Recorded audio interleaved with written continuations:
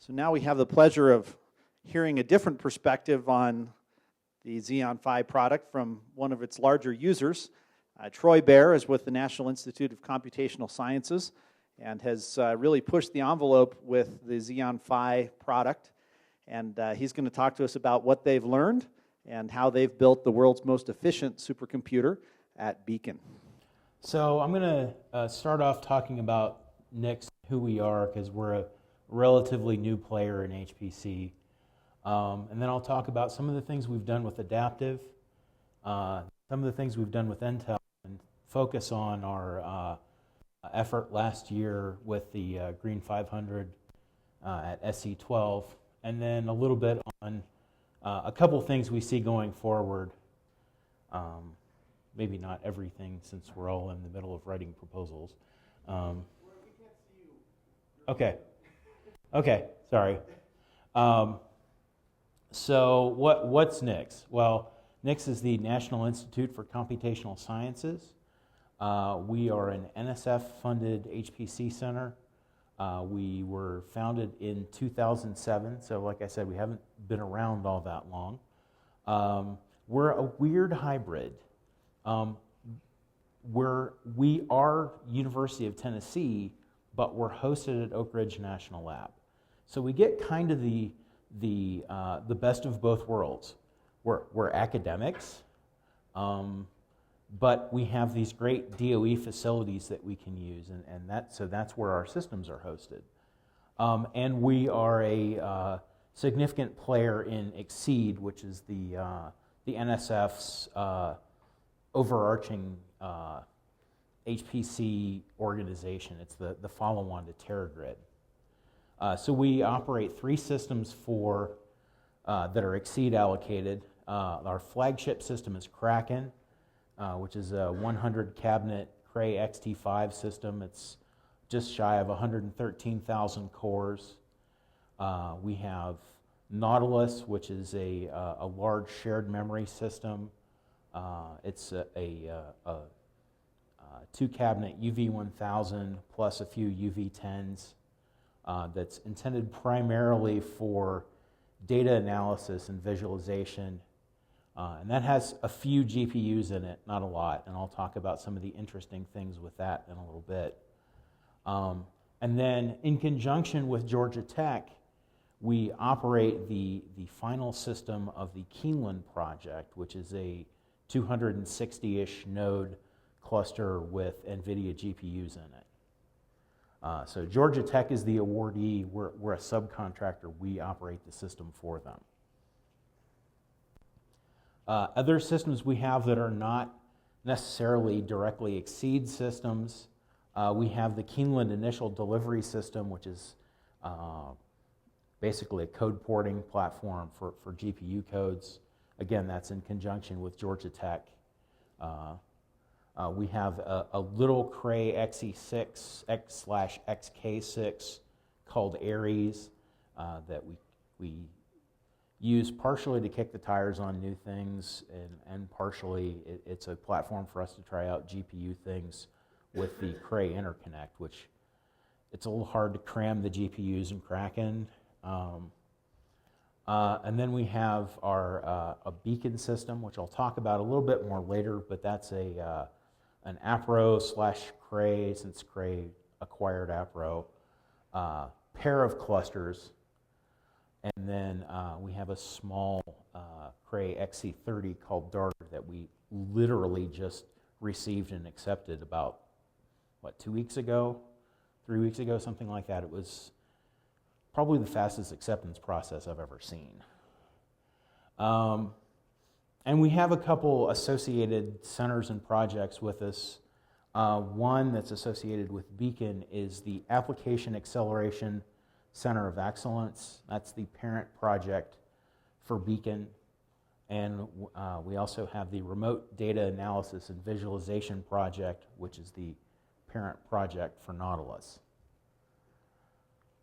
So NICS has been working with adaptive pretty much since NICS existed. When we first got the initial delivery system for Kraken, Torque and Moab were basically the only game in town for scheduling a Cray XT system of any scale, and they're still the best choice for that, in my opinion. So some things that we've managed to pull off with adaptive software over the years. The big one is for over 3 years, Kraken has been running at 90 to 95% utilization every month. That's been going on since sometime in 2010. It's kind of unheard of for a machine that big to be that heavily utilized. And I'd love to take all the credit for doing that myself, but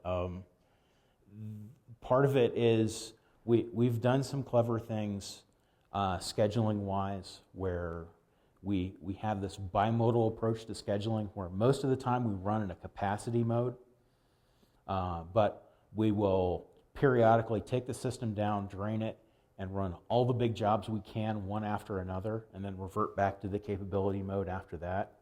And so that lets us have capability users at the same time as capacity and keep them both, I'm not going to say keep them all happy, but keep them all equally unhappy, I guess is probably the best way to look at it.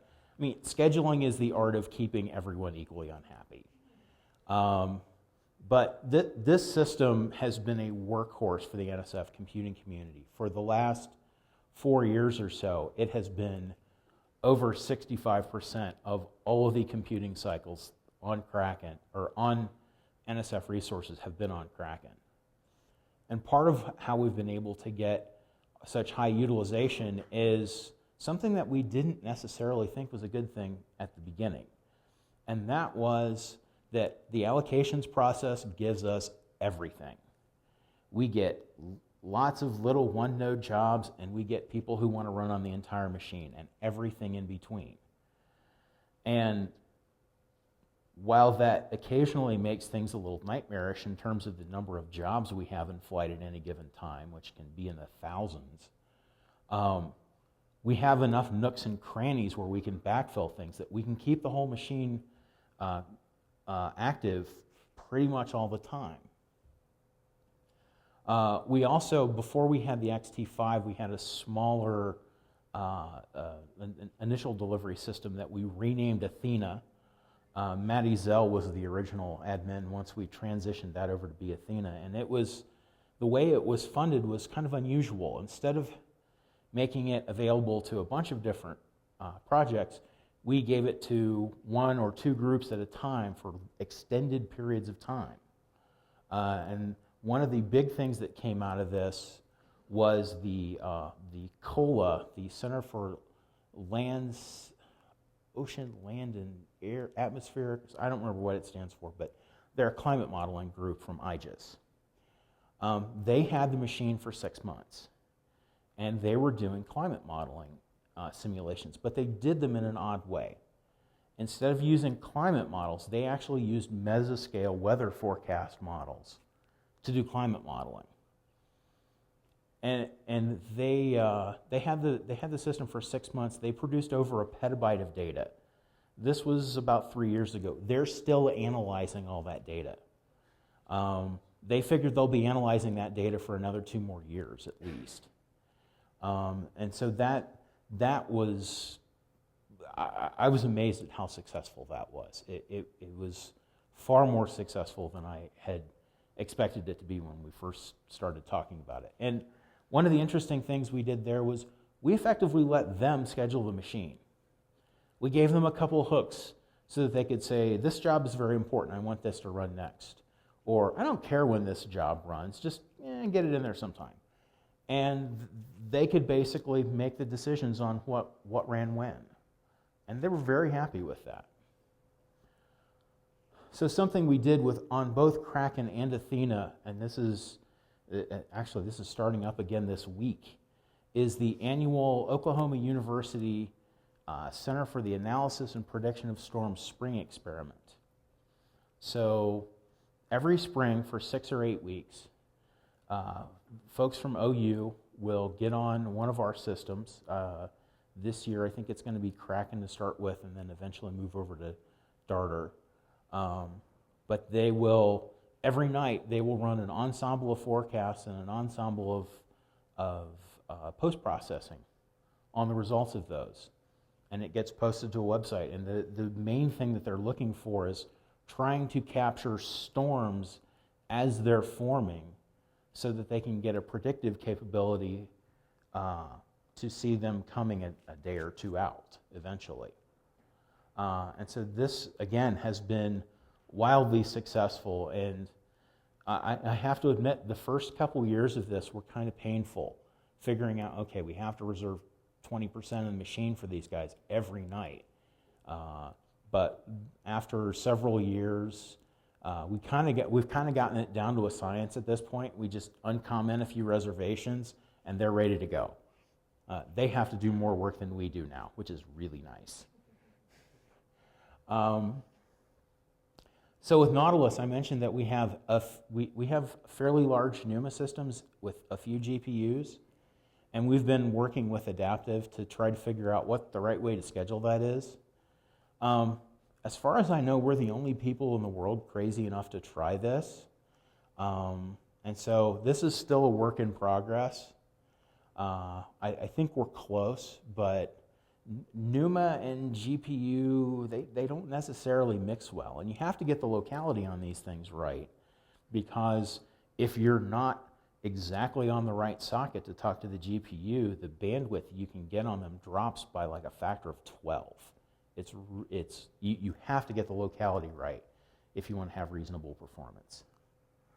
And then with the two Keeneland systems, this has basically been a test bed for doing GPU scheduling experiments. I mean, each node in both Keeneland systems has 3 GPUs each. So it's kind of an unusual number. 2, sure. 4, sure, if you've got enough bandwidth. 3, but they've got users who can take advantage of that, and so we've been working on having them be able to request how many GPUs they need and be able to track the usage of those, and it's gone reasonably well. So we started talking with Intel in early 2011, and the ACE, the Application Acceleration Center of Excellence, was kind of born out of those conversations.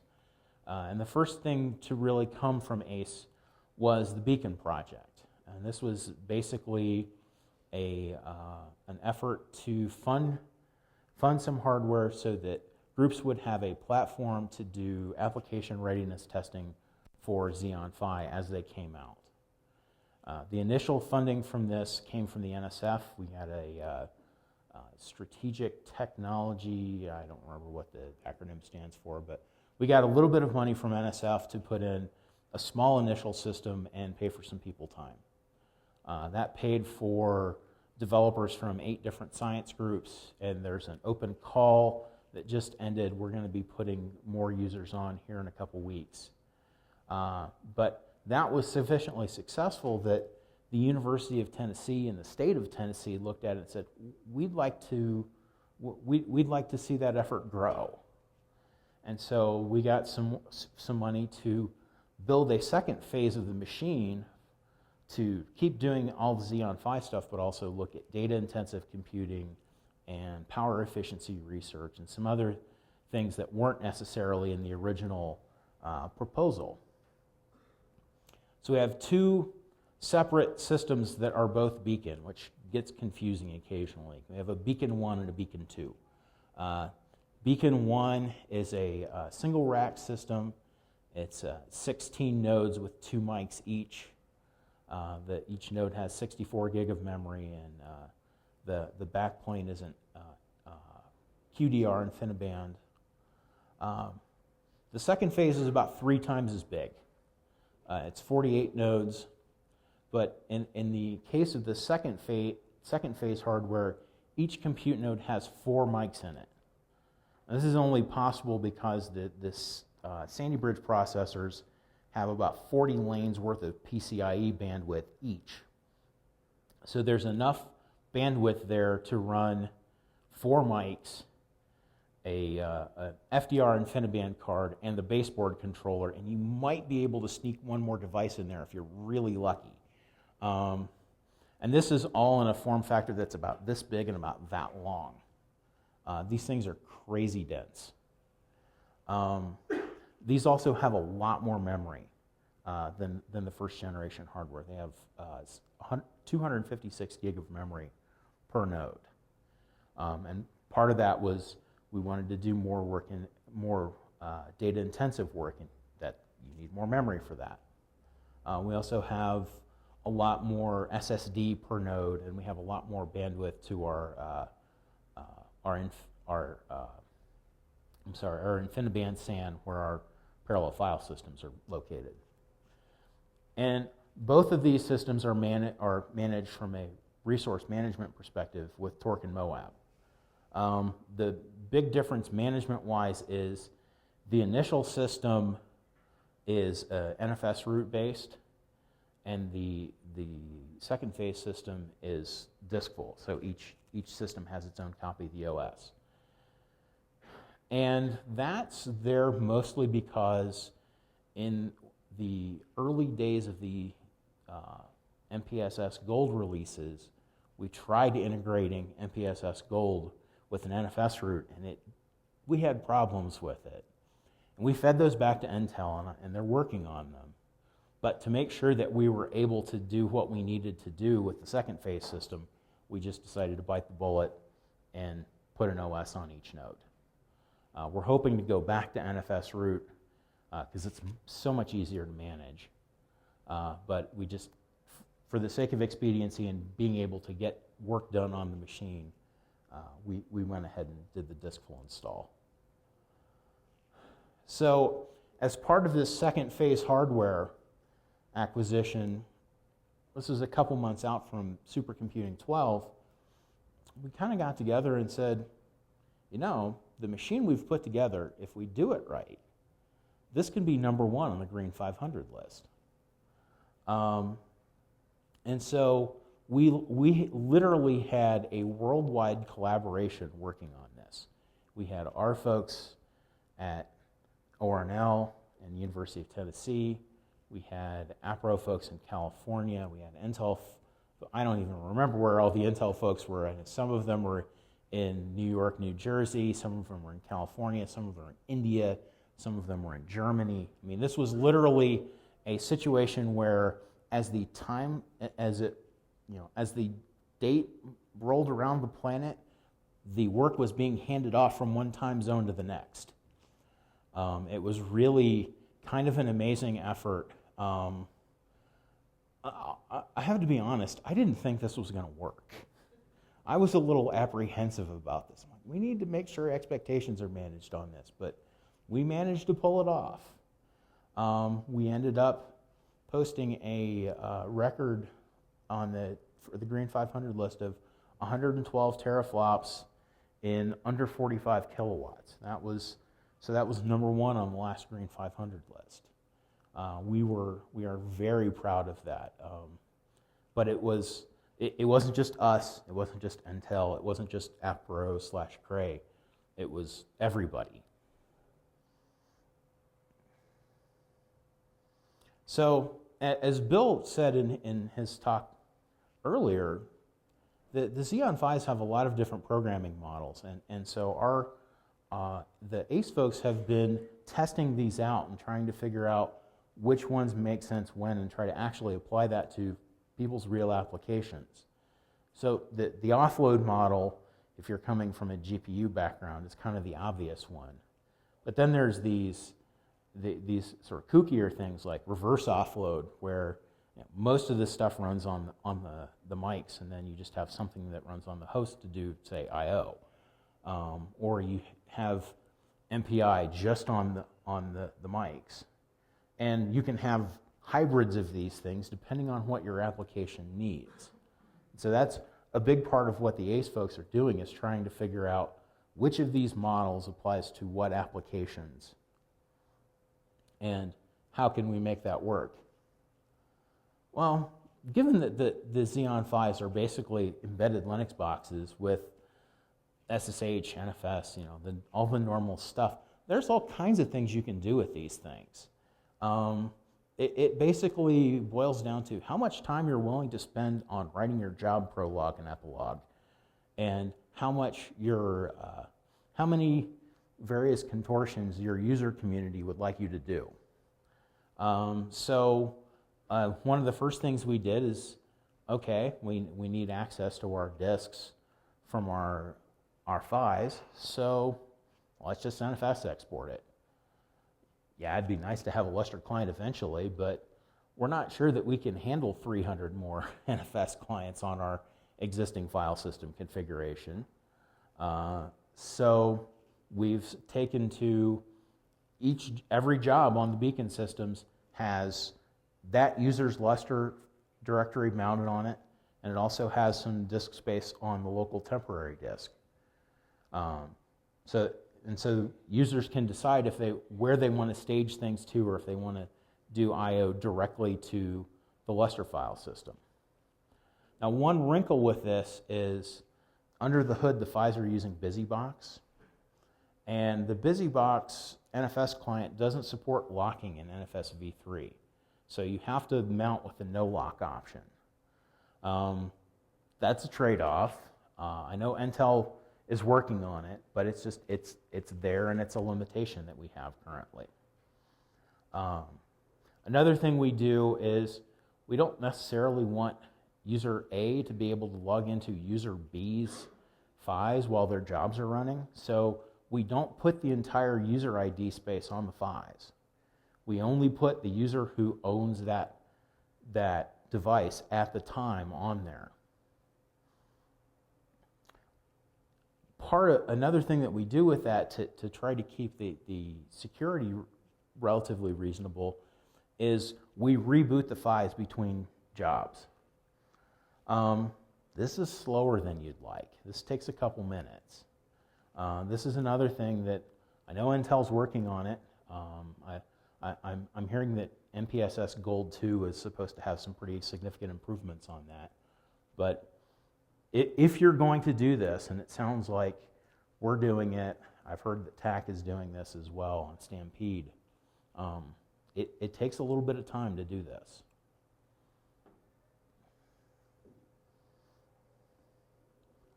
So, going forward, we keep having new machines show up. We've actually had machines showing up faster than we've been getting people to manage the new machines showing up.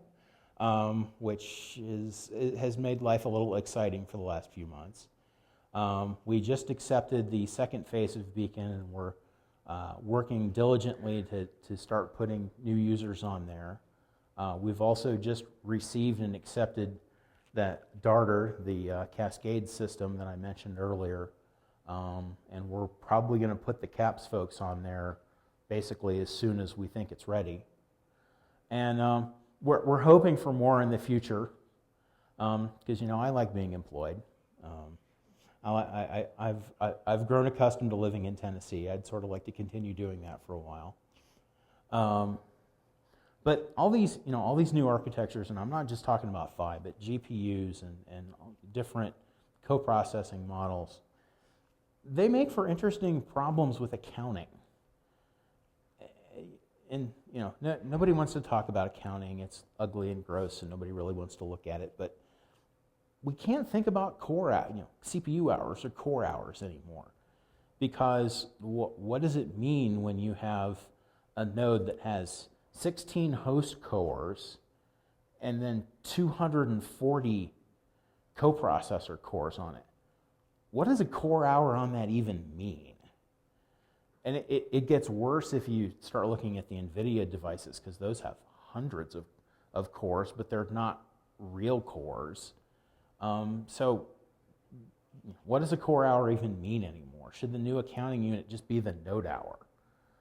Because frankly, on most of these systems, we do the allocations on a per node basis rather than a per core basis anyway. We have to keep people from stomping on each other. And so maybe just doing accounting based on node hours is the right thing to do here. I know Glenn has been talking about doing that on Beacon. I'm not really sure what the Stampede folks are doing, but it seems like that's kind of the way to go. And the last thing, and I'll be honest, something that has kind of been percolating in the back of my head for years is we have these few capability users who can, they can run at full scale on Titan or Kraken or any of these huge machines. And then we have a lot of people who used canned codes like NAMD or Gaussian or pick your favorite. There's a list of probably several hundred of them. There's almost nobody in between. And one of the things that we're seeing is we have this emphasis on broadening the availability of this stuff and making things easier, and that's great. But what I worry about is in doing that, that's not developing the next generation of hero users. And how do we do that without unduly burdening people? It's a really delicate balance. But I worry about where's the next Robert Harkness going to come from. If we're building these really huge systems, we got to have people to justify building them, and I worry that we're not creating those folks as fast as we perhaps ought to be. But I think that's all I've got to say, so does anyone have any questions?